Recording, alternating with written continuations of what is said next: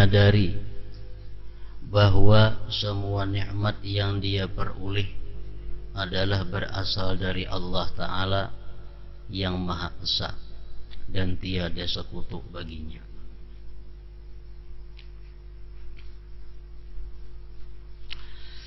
Merasa bahagia karena telah memperolehnya dan kemudian menggunakan nikmat tersebut untuk beribadah kepadanya.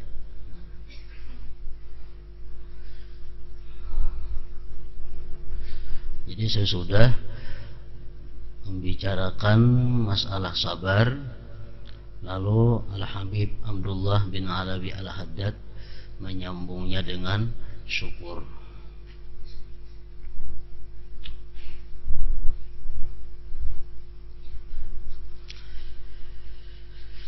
Di syukur tadi ada yang sifatnya di dalam hati, menyadari, mengetahui semua nikmat yang dia peroleh adalah berasal dari Allah. Itu berarti dalam hati.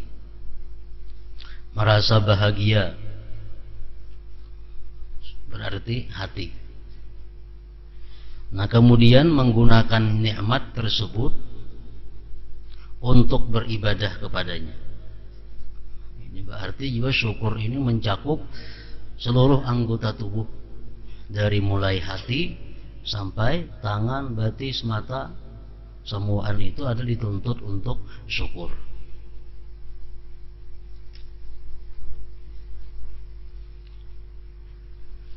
Di dalam satu riwayat disebutkan bahwa Nabi Daud alaihissalam, beliau senantiasa meminta kepada Allah 4 perkara dan berlindung daripada Allah dengan 4 perkara. Jadi ini doa yang dibaca oleh Nabi Daud alaihissalam. Ujarsidin, Allahumma inni as'aluka lisanan dzakira. Artinya, ya Allah, aku minta kepada Engkau lisanan dzakira, lisan yang berzikir, wa qalban syakira, dan hati yang bersyukur. Karena syukur ini bermulanya adalah dari hati. Wa badanan sabira. Yang ketiga, sidin minta kepada Allah badan yang sabar. Yang keempat, wa zaujatan tu'ainuni ala dunyaya wa ukhrati wa akhirati. Dan yang keempat, sidin minta istri yang menolong, yang membantu sidin atas dunia dan akhirat. Nah, jadi salah satu yang diutamakan oleh Nabi Daud itu minta adalah qalban syakira, hati yang bersyukur. Adapun 4 perkara yang Nabi Daud selalu berlindung kepada Allah daripadanya. Yang pertama, sidin berlindung daripada Allah, wa a'udzubika, aku berlindung dengan Engkau ya Allah, min waladin yakunu alayya sayyidun, berlindung daripada anak yang merajai aku. Anak yang merajai artinya anak yang kada kawa dituduh, kada kawa dinasihati, anak yang menentang.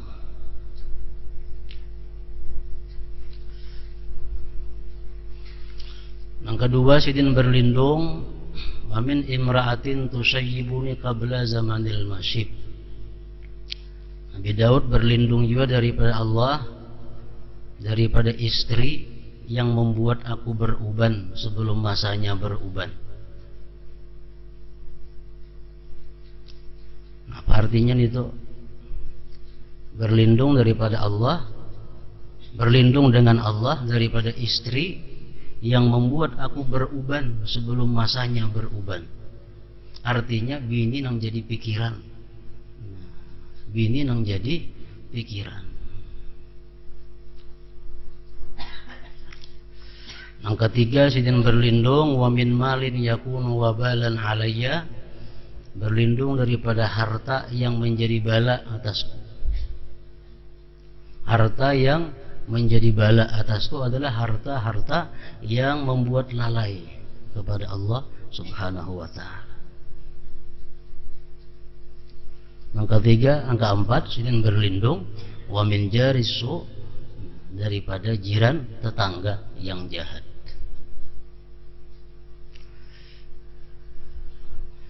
Nikmat Allah kepada kita sempurna apabila kita dikaruniai nang empat tadi. Apa nang keempat? Nang Nabi Daud berlindung.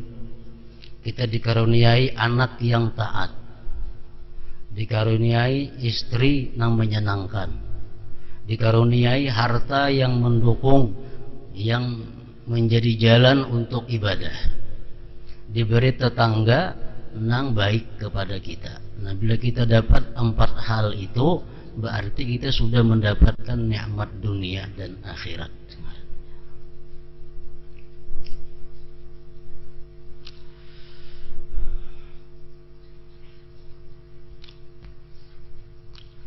Sebagaimana zuhud dan sabar,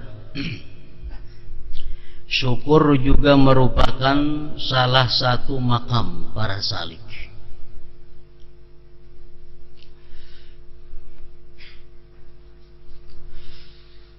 Makam itu bisa diartii kedudukan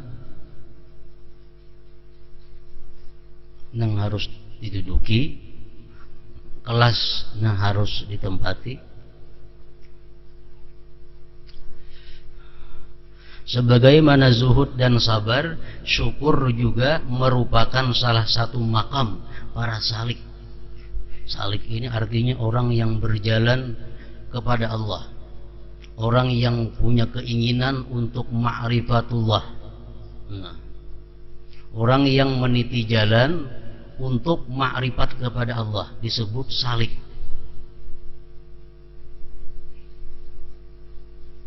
Kalau kita umpamanya ada tujuan, kita ada minat untuk mendapatkan ma'rifat kepada Allah, lalu kita berusaha, nah itu marahnya berarti kita salik.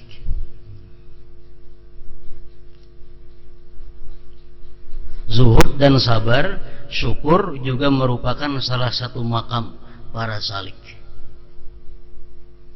Al-Habib Abdullah Al-Adrus Al-Akbar mengatakan bahwa 10 kelas hanya bisa dapat ma'rifatullah.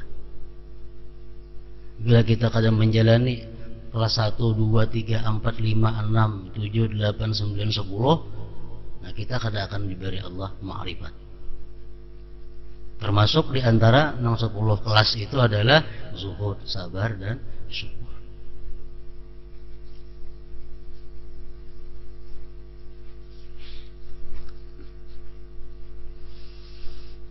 Beliau mengatakan yang pertama makam tobat. Orang yang hendak sakulah ma'rifatullah, orang yang hendak sakulah ma'rifatullah itu pertama-tama yang dilakukannya adalah tobat. Bila kada tobat, kada diterima.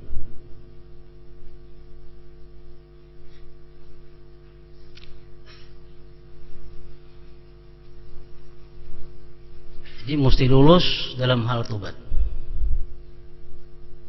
Maka itu halnya ulama-ulama dahulu dalam hal mereka mengijazahkan zikir.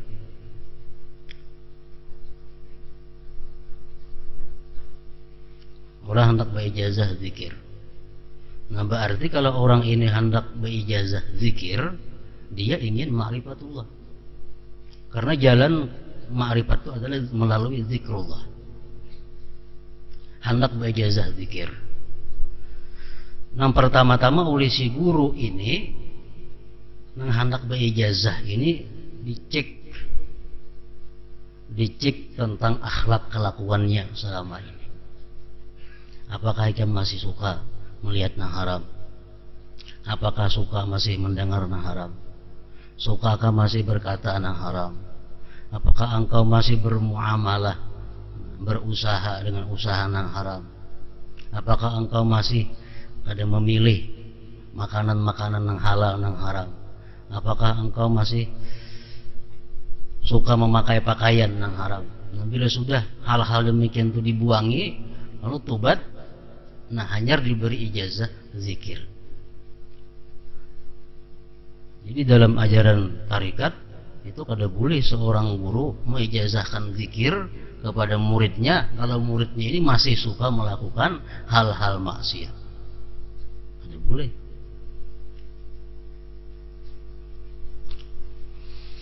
Karena tobat adalah pangkalnya, pendaftarannya tobat. Dari tobat itulah dimulai bangunan-bangunan selanjutnya.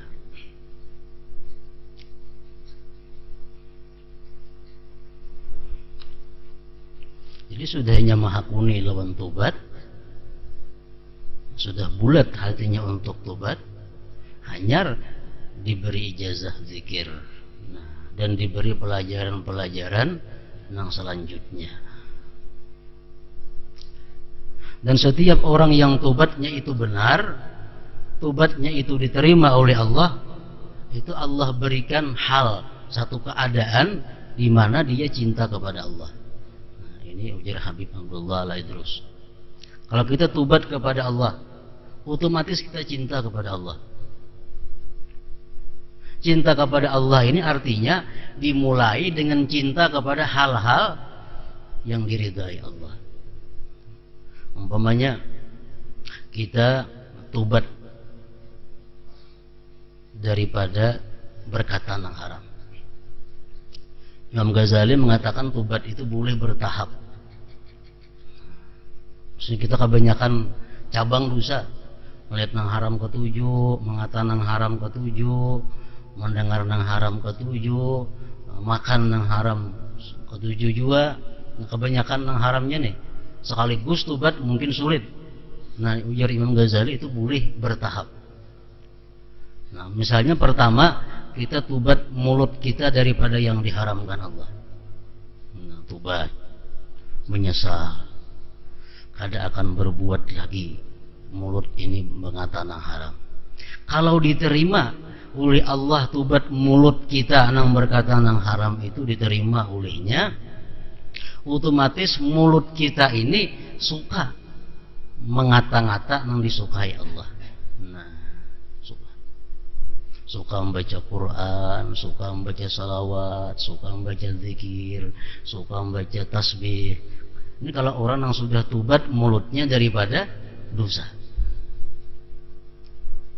Orang yang tobat matanya daripada memandang nang haram, diterima oleh Allah. Pasti matanya ini suka melihat hal-hal yang disukai Allah. Melihat Quran, melihat kitab-kitab hadis, melihat kitab-kitab agama. Pasti demikian. Kalau orang tobat itu diterima Allah, dia akan diberi Allah mahabbatullah, cinta kepada Allah. Nah, ini makam yang pertama, tobat.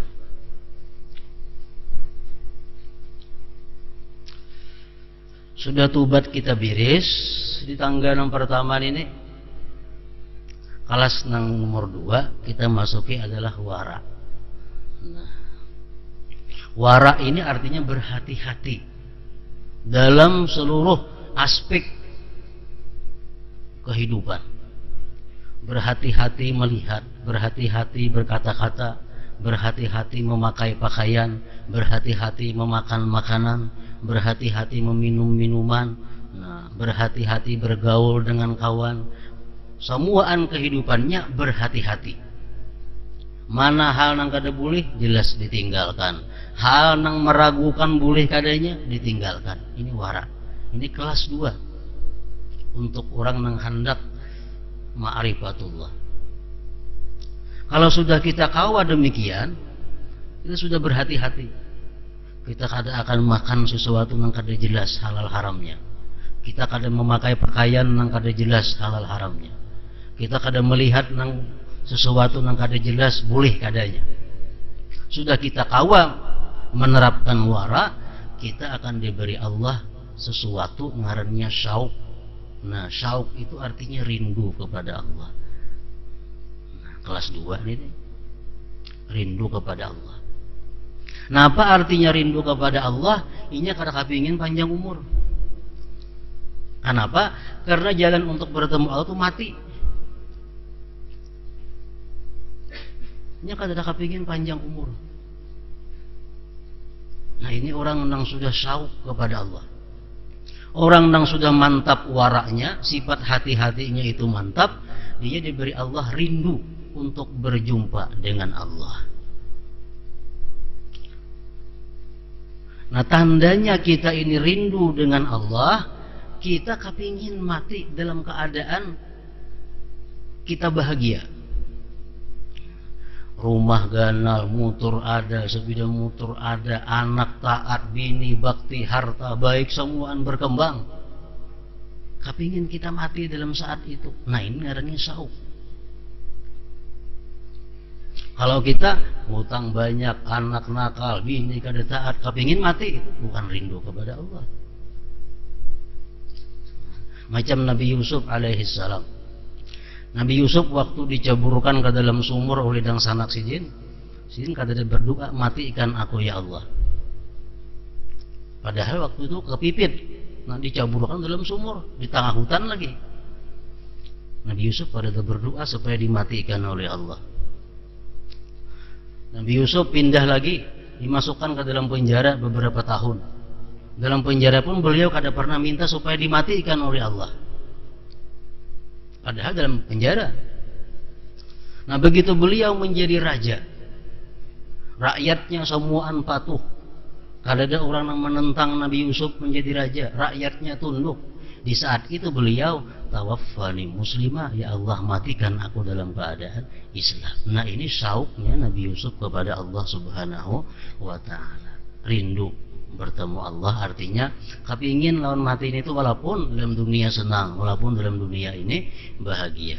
Nah, kerinduan kita kepada Allah itu didapat melalui pintu wara. Wara. Kelas yang ketiga, zuhud. Kita bicarakan beberapa waktu lalu, zuhud. Wara. Kan wara tadi berhati-hati. Berhati-hati ini kada sulit kalau kita zuhud. Kita berhati-hati dengan harta yang kada jelas halal haramnya. Kita berhati-hati dengan pakaian yang kada tentu halal haramnya. Kita berhati-hati dengan sesuatu yang kada jelas halal. Itu mudah kalau kita mau zuhud. Zuhud. Nah, kalau kita hubud dunia, kita mencintai dunia ini, sulit kita untuk wara. Sulit untuk wara. Tapi kalau kita zuhud, wara itu mudah. Makanya kedudukan zuhudnya sesudah wara di anda. Zuhud. Artinya zuhud di sini adalah dia hanya memelihara dunia-dunia yang bisa mengantarkan dia kepada keridaan Allah. Dia hanya menyayangi dunia yang membantuinya ke jalan Allah. Nah, ini zuhud. Dia membuang dunia-dunia yang melingahkan dia daripada Allah. Zuhud. Kalau kita bisa zuhud ini, mantap dalam zuhud ini, kita diberi Allah khusyuk. Membaca Quran khusyuk, sembahyang khusyuk, berzikir khusyuk, membaca salawat khusyuk. Itu hadiah daripada Allah karena kita zuhud.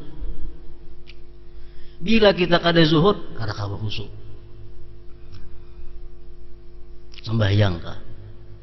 Membaca Quran kah? Membaca apakah? Kalau kita kada zuhud, kada kawa khusyuk. Kada kawa.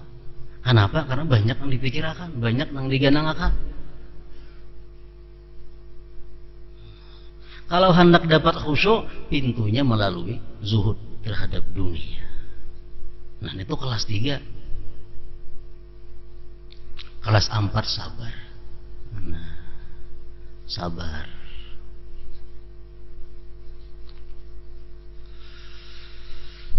Sudah kita bicarakan sabar di minggu dahulu.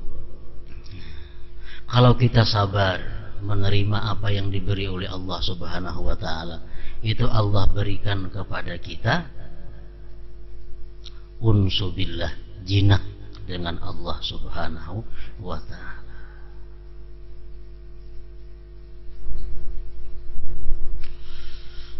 Nang kalima fakir,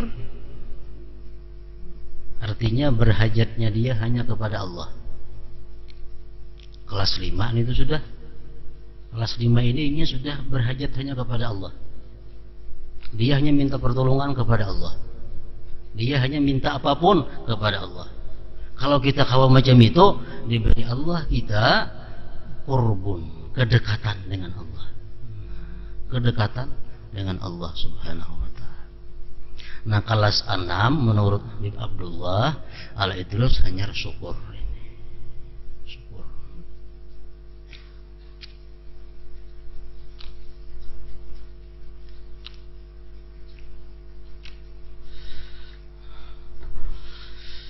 Sebagaimana zuhud dan sabar, syukur juga merupakan salah satu makam para salik. Menurut Tariqah Alawiyah, makam nomor 6 ini syukur. Dan sebuah makam tidak akan dicapai kecuali dengan ilmu, hal dan amal.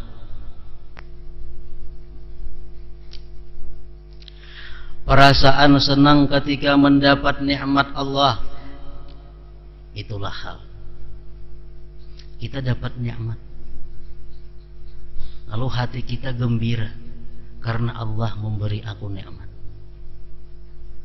Ini gembiranya bukan gembira dengan nikmatnya, tapi gembira Allah memberi aku nikmat. Nah, dia gembira sewaktu menerima nikmat. Ini ngarannya adalah hal, itulah hal, keadaan. Memanfaatkan nikmat tersebut untuk perasaan senang ketika mendapat nikmat Allah, itulah hal. Memanfaatkan nikmat tersebut untuk taat kepada Allah merupakan amal. Amal. Jadi nikmat yang kita terima dengan perasaan gembira tadi, kita manfaatkan pulang untuk taat kepada Allah, itulah namanya amalus syukur, perbuatan syukur. Dan mengetahui bahwa semua nikmat tersebut berasal dari Allah adalah ilmu. Jadi kita kada kawa syukur kalau kada 3 macam ini menguasai, ilmunya, keadaannya, dan amalnya. Jadi kalau kita dapat duit 10.000, kita mengetahui bahwa ini dari Allah. Perasaan kita senang karena kita diberi nikmat oleh Allah. Kita gunakan 10.000 untuk taat kepada Allah, berarti kita mensyukuri duit nang 10.000 tadi.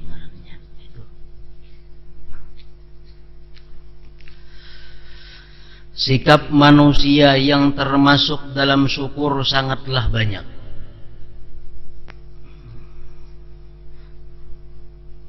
Sikap manusia yang termasuk dalam syukur sangatlah banyak. Di antaranya adalah pengakuan seseorang bahwa dirinya kurang bersyukur. Itu sudah dianggap oleh Allah bersyukur. Kalau kita ini tafakur, kalau kita mengaku, aku ini kurang bana syukur lawan Tuhan, kurang syukur lawan Tuhan. Nah, kalau kita mengaku demikian, kita sudah dianggap Allah termasuk orang yang syukur. Permohonan ampun kepada Allah karena hanya sedikit bersyukur, itu pun termasuk bersyukur. Mudahan aku diampuni Allah karena aku ini kurang syukur lawan Tuhan. Nah, termasuk syukur sudah. Kesadaran bahwa syukur adalah salah satu nikmat Allah yang Dia berikan karena kemurahannya, termasuk bersyukur juga.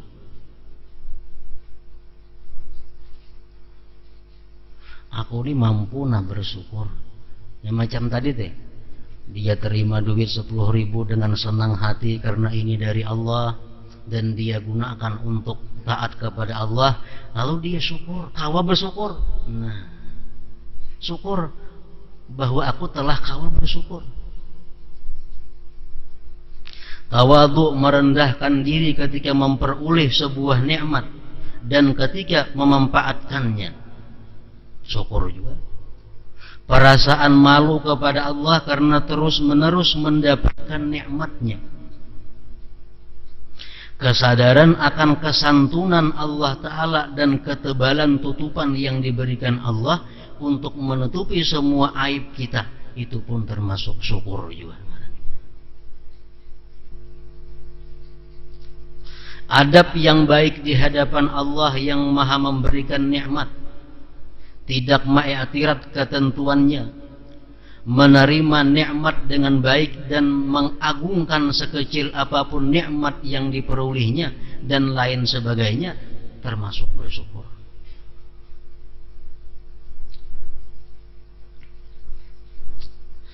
Sebelumnya telah kami sebutkan bahwa syukur adalah pengetahuan, kesadaran bahwa semua nikmat berasal dari Allah Ta'ala yang Maha Esa. Dan kesadaran pengetahuan semacam ini hanya dimiliki oleh seseorang mukmin yang mengesahkan Allah dan mengetahui keesaan Allah Ta'ala. Jadi orang syukurnya jelas sudah orang yang bertauhid kepada Allah. Allah mewahyukan kepada Nabi Daud alaihissalam, "Idza arabta anna ni'ama minni raditu bidzalika minka bidzalika syukra." Jika engkau hai Daud telah mengetahui bahwa semua nikmat berasal dariku, maka aku ridha. Pengetahuan itu sebagai rasa syukur. Dapat nikmat apapun, kalau kita dalam hati mengatakan ini adalah pemberian Allah, itu sudah dikatakan Allah bagian dari syukur kita kepadanya. Sabda Rasulullah sallallahu alaihi wasallam bersabda, "Man nazara fid dunya ila man huwa dunahu wa nazara fid din ila man huwa fawqahu katabahu Allahu sabiran syakira wa man nazara fid dunya ila man huwa fawqahu wa fid din ila man huwa dunahu lam yaktubuhu Allahu sabiran wala syakira." Barang siapa dalam permasalahan dunia memandang orang yang berada di bawahnya, dia dalam hal urusan dunia memandang kepada orang yang lebih miskin, dan dalam permasalahan agama memandang orang yang berada di atasnya, maka Allah akan mencatatnya sebagai orang yang bersabar dan bersyukur. Kita masuk kelakuan juga, kelakuan sabar syukur juga itu. Kita melihat orang-orang yang lebih miskin daripada kita, itu memudahkan kita untuk bersyukur kepada Allah. Kita melihat orang-orang yang lebih takwa daripada kita, melihat orang yang lebih taat daripada kita, itu membuahkan perasaan rendah kita. Nah, itu yang disukai oleh Allah. Dan barang siapa dalam permasalahan dunia memandang orang yang berada di atasnya, dan dalam permasalahan agama memandang orang yang berada di bawahnya, maka Allah tidak mencatatnya sebagai seorang yang bersabar dan tidak pula sebagai orang yang bersyukur. Bahaya kedua-duanya.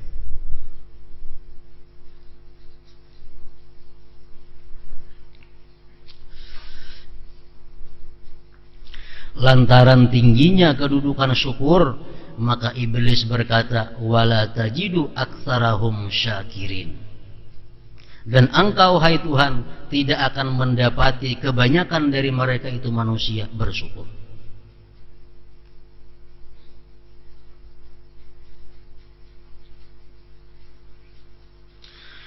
Di samping itu Allah juga mewahyukan, "Wa qalilun min ibadiyasy syakur," dan sedikit sekali dari hamba-hambaku yang bersyukur. Jadi kalau syakir itu kada banyak. Kalau syakur sedikit sekali. Itu ada perbedaan kalimat firman Allah Subhanahu wa taala. Orang yang syakir kada banyak. Tapi kalau orang yang syakur sedikit sekali. Para ulama mengatakan syakir itu artinya alladzi yashkuru 'alal ata. Orang yang bersyukur atas nikmat.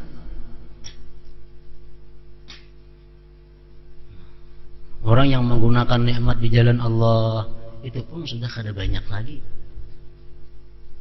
Kalau syakur alladzi yashkuru 'alal bala, dia bersyukur bukan hanya atas nikmat tapi atas balanya. Nah, syakur.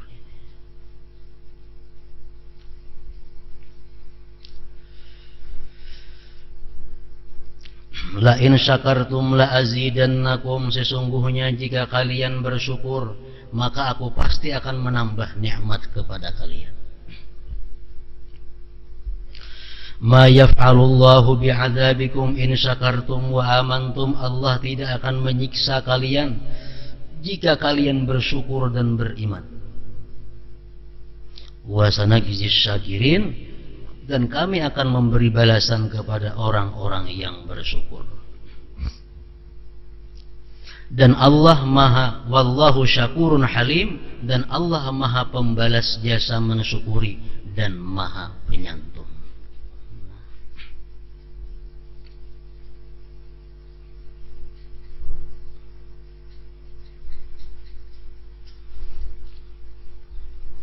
Jadi Imam Ghazali mengatakan bahwa kada semua nikmat itu membawa kebaikan kepada manusia. Nikmat-nikmat yang membawa kebaikan kepada manusia adalah nikmat yang mereka mampu mensyukurinya.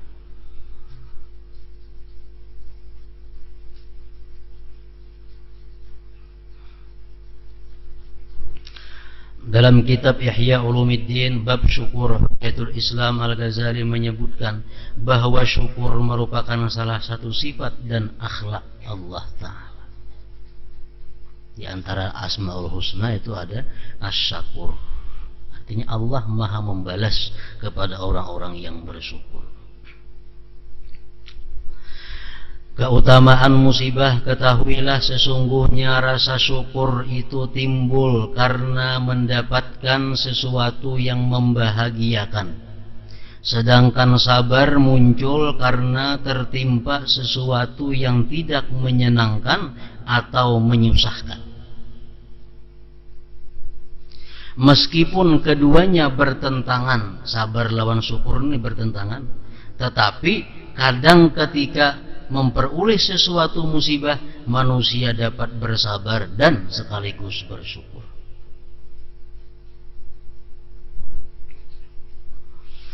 Yaitu ketika dia menyadari bahwa di dalam kesabarannya tersebut terdapat kenikmatan tersendiri yang bahkan harus ia syukuri. Jadi syukur lawan sabar ini berlawanan, tapi kadang-kadang ini satu.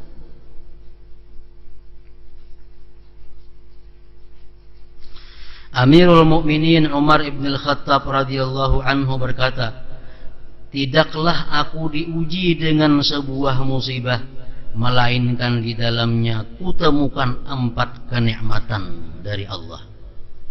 Jadi satu musibah itu ada 4 nikmat di dalamnya.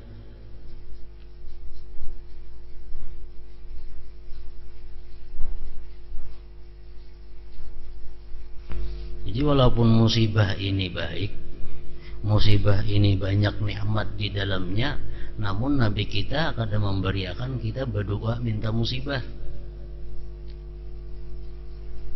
Nabi kita jangan minta musibah. Ujian Nabi, is'alullah al-afiyah, mintalah kepada Allah itu afiyah. Jangan minta musibah, walaupun musibah ini banyak baiknya. Satu musibah, ujar Sayyidina Umar, di dalamnya ada 4 nikmat dari Allah. Yaitu bila musibah tersebut tidak menimpa agamaku.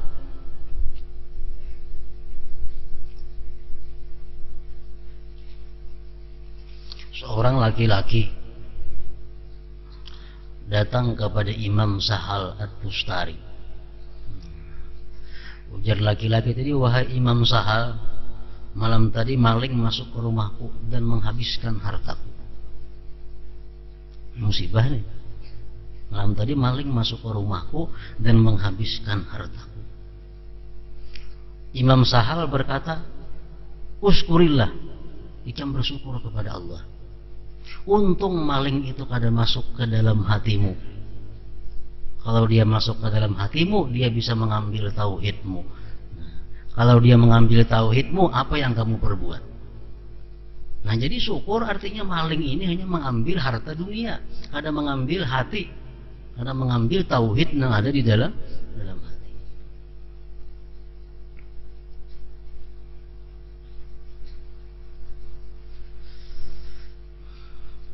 Orang yang kehilangan harta benda dunia, nah, ditambah pulang keluh kasah. Ini double musibah agama dan dunia. Ujar Sayyidina Ali mengatakan al jaza tamamul bala. Keluh kasah itu pelengkap bala. Kalau kita dapat bala, kita keluh kasah, klub sudah. Komplit bala kita terima. Bala dunia dan bala akhirat.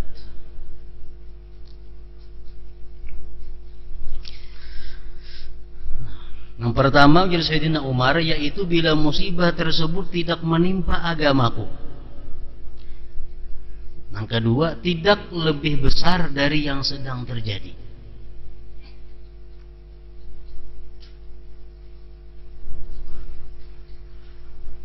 Aku ridha dengan musibah itu dan aku dapat mengharapkan pahala darinya. Nah, setiap musibah ampar buting itu, namun kita bisa menyikapi musibah itu. Disegerakannya siksa di dunia ini adalah termasuk sebuah nikmat yang harus disyukuri. Disegerakannya siksa di dunia ini adalah termasuk sebuah nikmat yang harus disyukuri. Sebab dengan demikian dia akan selamat di akhirat. Selamat di akhirat. Keinginannya untuk hidup kekal dan bersenang-senang di dunia akan hilang. Hatinya tidak akan bersandar kepada dunia. Ini merupakan sebuah pelajaran dari Allah Ta'ala kepada hambanya. Ini, namun kita bisa mengaji, mempelajari sesuatu musibah yang ada, nah itu yang didapat. Satu, bahwa musibah yang dikirim Allah ini adalah mengurangi, bisa-bisa menghapuskan siksa di akhirat. Sama halnya orang kafir. Nah, orang kafir itu dipol oleh Allah nikmat dalam dunia, agar di akhirat dia pol menerima azab Allah.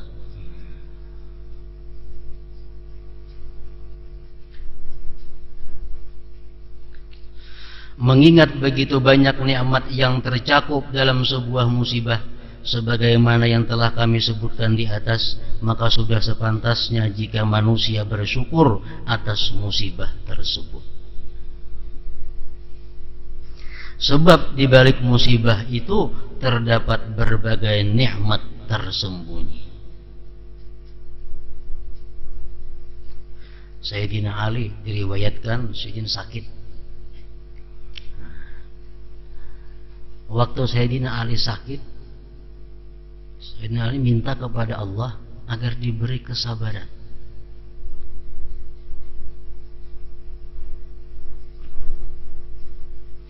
Ujar Nabi kita, wahai Sayyidina Ali, ikam kada perlu minta kesabaran kepada Allah, minta keafiatan.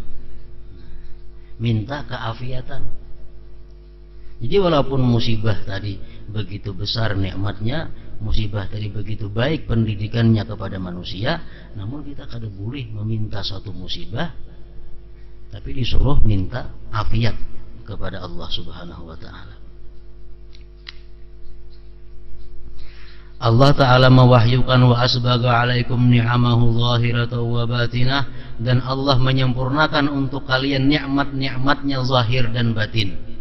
Dalam menafsirkan ayat di atas, sebagian ulama mengatakan bahwa Allah telah menjadikan berbagai musibah zahir sebagai nikmat. Sebab di balik musibah tersebut terdapat pahala dan pendidikan Allah dan lain sebagainya. Sebagaimana ucapan Sayyidina Umar bin Khattab radhiyallahu anhu sebelumnya. Nah, namun untuk bisa menjadikan musibah ini kebaikan-kebaikan tadi, nah diperlukan orang ini keimanan yang kuat, diperlukan orang ini pondasi imannya nang kuat. Nah, makanya suatu musibah itu bila turunnya kepada orang yang jahat, menambah jahatnya. Kenapa? Karena orang jahat itu ditimpa musibah, dia amuk. Tapi kalau musibah turun kepada orang yang baik, itu menambahkan kebaikannya. Karena dia bisa menyikapi musibah dengan yang disukai oleh Allah Subhanahu wa ta'ala. Di dalam berbagai musibah duniawi terhimpun rasa syukur dan sabar. Sebenarnya berbagai musibah duniawi tersebut merupakan obat bagi berbagai penyakit hati. Sebagaimana rasa sakit menjadi obat bagi penyakit jasmani.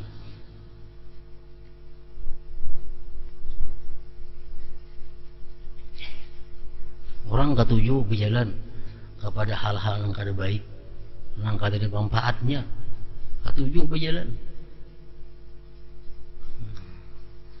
Dilumpuhkan Tuhan batisnya keduanya, dah kau lagi berjalan. Menandakan bahwa Tuhan sayang kepadanya. Karena mau ditarusakan sepanjang umur macam ini, banyak dosa nang didapatnya. Nah, amun orang nang baik, nang kuat ilmu tauhidnya, ini bisa menyikapi dengan demikian. Oh, berarti Allah memberi pelajaran lawan aku nih, jangan lagi melanggar hal-hal yang maksiat. Nah, tapi kalau orang nang kada baik, ya tadi menambah keluh kesahnya. Dalam pembekaman misalnya, bebakam, karena ingin sembuh manusia rela bersabar menahan rasa sakit dan kemudian mengucapkan terima kasih kepada dokter. Kenapa? Karena kita ingin sesuatu yang nyaman sesudahnya. Tetapi nikmat itu lebih baik daripada sakit. Karena itu Rasulullah SAW berlindung kepada Allah dari segala jenis bencana di dunia dan akhirat dan memohon keselamatan darinya. Rasulullah SAW bersabda, "Sallallahu al-afiyah, fama utiya 'abdun afdala minal afiyah illa al-yaqin." Ujar Nabi, mintalah kepada Allah afiyah. Sebab tidak ada karunia yang diberikan kepada seorang hamba yang lebih utama daripada afiyah, kecuali keyakinan. Ini syarat pada afiyah lagi. Yang dimaksud dengan keyakinan dalam hadis di atas adalah selamatnya hati dari kebodohan. Rasulullah SAW juga pernah berdoa, wa'afiyatuka ahabbu ilayya, dan karunia keafiatanmu lebih kusukai daripada lain-lainnya. Artinya, sesungguhnya Allah Maha Kuasa untuk membuat seseorang memperoleh kenikmatan yang sempurna di dunia dan pahala yang besar di akhirat. Oleh karena itu, kita mohon kepadanya agar dengan kemurahannya, dengan segala hal, dalam segala hal dia memberi kita kenikmatan zahir maupun batin yang sempurna dan terus menerus. Mana yang lebih utama, sabar atau syukur? Ini ada orang miskin, orang yang susah makan, susah belanja, susah tempat tinggal, miskin, tapi inya sabar. Ada pernah mengeluh kemiskinannya. Perintah-perintah Allah samuan biris dilaksanakannya, padahal ini miskin. Atau syukur, ini orang kaya, tapi dia gunakan kekayaannya untuk taat kepada Allah. Mana baiknya dua ini? Jawabnya hanya dapat diketahui dengan ma'rifat yang sempurna. Hujjatul Islam Al-Ghazali telah menjelaskannya. Begitu pula dengan penyusun syair ini, yaitu Sayyid Abdullah bin Alawi Al-Haddad dalam kitab beliau Fusulul Ilmiyah. Mana afdalnya antara sabar dan syukur?